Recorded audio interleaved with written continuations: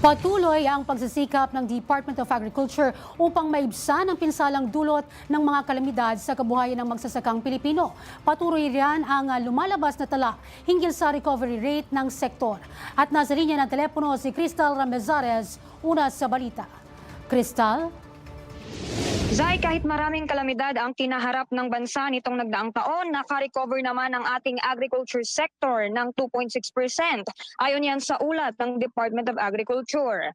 Ilang bagyo ang nanalasa sa iba't ibang bahagi ng bansa nitong third quarter ng 2025. Ito ay malaking pasakit lalo na sa mga rehiyon na pangunahing kabuhayan ng pagsasaka at pangingisda.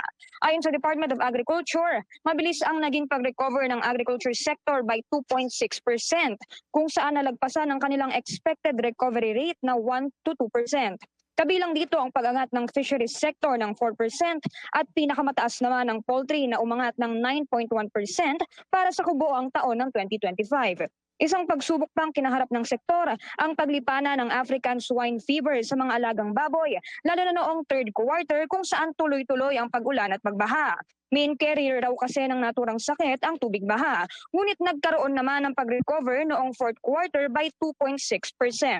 Ayon rin sa DA, nakatulong sa mabilis na pag-recover ang pagpapatuloy ng kanilang mga programa para sa mga magsasaka at tamang pagpupondo sa ahensya.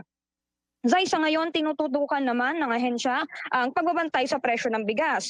Siniguro naman ng ahensya na wala tayong shortage sa supply ng bigas at nakatakdang magsagawa ng monitoring muli sa mga palengke. Nauna sa Balitang Totoo at Laging Bago, Crystal Ramezares ng IBC News para sa Alauna sa Balita ng Congress TV.